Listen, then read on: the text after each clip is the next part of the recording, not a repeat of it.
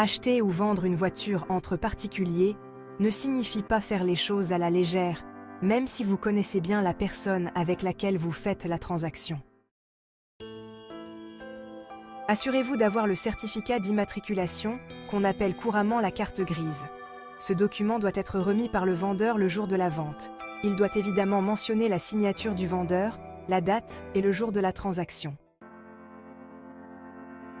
N'oubliez pas, le jour de la vente, la déclaration de cession.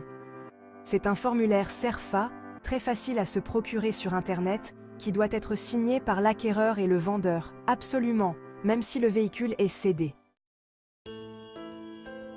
Le document, c'est le certificat de situation administrative, souvent appelé le certificat de non-gage.